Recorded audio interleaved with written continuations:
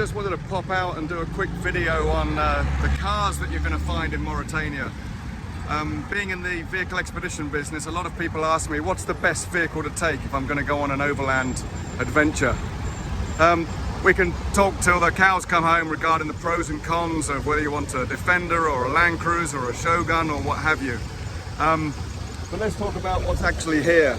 And one of the major issues you're going to have with any overland trip is picking a vehicle that you can get spares for, and you can also find technical knowledge, mechanical knowledge on how to fix it and keep it going. Hello, young man, good to meet you. So, 4x4s, it's got to be a Toyota. That's as a Jeep goes right past. So that's the first one I've seen. So it's got to be a Toyota. The main one you're going to see here is a Hilux. It's the older model, probably around a 2000, 2010, something like that. But Hilux is the number one 4x4 you're going to find in Mauritania. That's also then followed up by Land Cruiser Colorados, or the Prado as they know it, and you see a few Amazons. I've not seen an 80 series Land Cruiser here, hundreds, 200s. When it comes to two-wheel drive in Mauritania, the absolute king of the road here is the Mercedes 190, particularly the diesel. They are absolutely everywhere, and we're talking the older vehicles here. That's then also followed up with Mercedes, the W124, which is the E-Class. So early 90s up to I think about 96, 97. But they are the main vehicles. So if you want something where you're going to be able to get it fixed, you're going to be able to get parts, Mercedes 190s are definitely the vehicle for Mauritania. If it's not a Mercedes, we're talking old, then we're talking mainly Peugeots. I've not seen a Citroen. I've seen a few Renaults, mainly the Kangoos, something like that.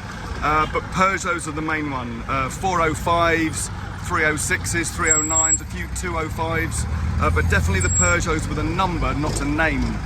So that's the next thing. If you're talking more modern, in the two-wheel drive category, then Toyota again. Toyota Colorados, Toyota Corollas, Toyota Carinas, Toyota Avensis. So that is a more modern two-wheel drive to look at.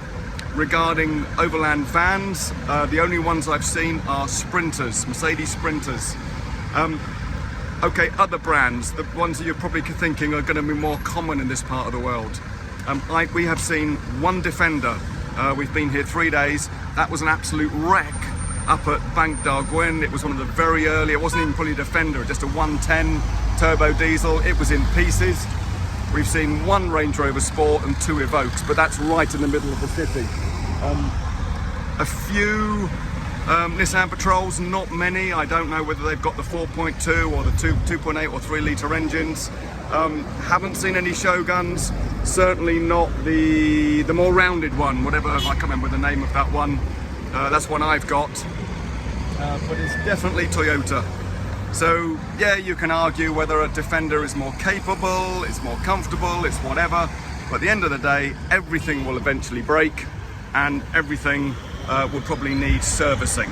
And in order to therefore do that in country and do it easily and find parts, you've got to go down the Toyota route for 4x4s.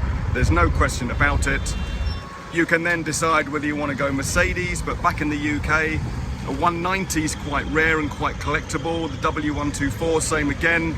You'll be looking at a few grand. It's definitely not sort of bang of money, but two-wheel drive, Peugeot. I'm looking across the road here. I've seen a couple of Mark IV Golfs. There's a Mark III just going by.